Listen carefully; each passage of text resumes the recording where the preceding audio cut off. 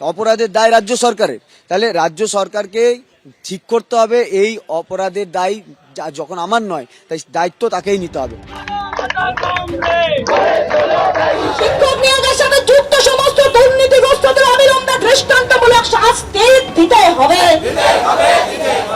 প্রথমে ব্যাপক দুর্নীতি, তারপর যোগ্য অযোগ্য আলাদা করতে না পারা, আর তার জেরে রাতারাতি চাকরি গেছে প্রায় 26,000-এর। রাজ্য সরকারের বিরুদ্ধে ক্ষোভে ফেটে পড়েছে চাকরিহারারা। যোগ্য লিস্ট যদি আমরা পাই, আমাদের বাঁচার একটা সহজ এবং সহজতম উপায়, কিন্তু কোনো মতেই উনি ওই রাস্তায় হাঁটতে চাইছেন না। বিধানসভা ভোটের 1 বছর আগে চাকরিহারাদের এই ক্ষোভই বিরোধীদের হাতে নতুন অস্ত্র তুলে দিয়েছে।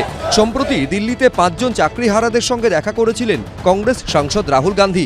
এবার চাকরি বাতিল ইস্যুতে হস্তক্ষেপের আর্জি জানিয়ে রাষ্ট্রপতিকে চিঠি পাঠালেন তিনি। চিঠিতে রাহুল গান্ধী লিখেছেন, নিয়োগে যে কোনো অপরাধ নিন্দনীয় এবং অপরাধীদের বিচারের আওতায় আনতে হবে, তবে ন্যায্য উপায়ে নির্বাচিত শিক্ষক এবং দাগী শিক্ষকদের সঙ্গে একই আচরণ করা গুরুতর অন্যায়।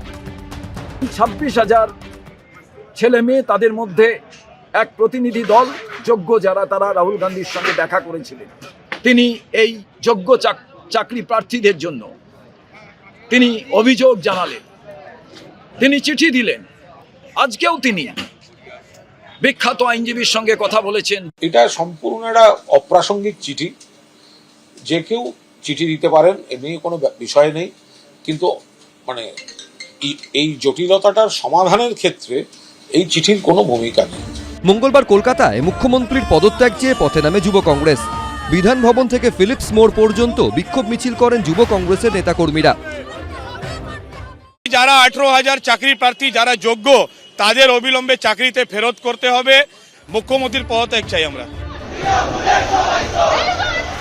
অন্যদিকে শিক্ষামন্ত্রীর পদত্যাগ চেয়ে হাওড়ার কদমতলা মোড় থেকে মিছিল করে এসএফআই। জেলা শাসকের অফিসে পৌঁছানোর আগেই তাদের আটকে দেয় পুলিশ। চলে ধস্তাধস্তি।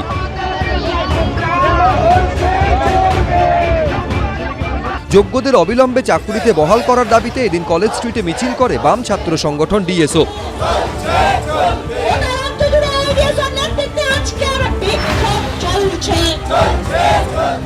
মেদিনীপুর শহরে জেলা শাসকের অফিসের সামনে পথ অবরোধ করে চাকরিহারাদের একাংশ।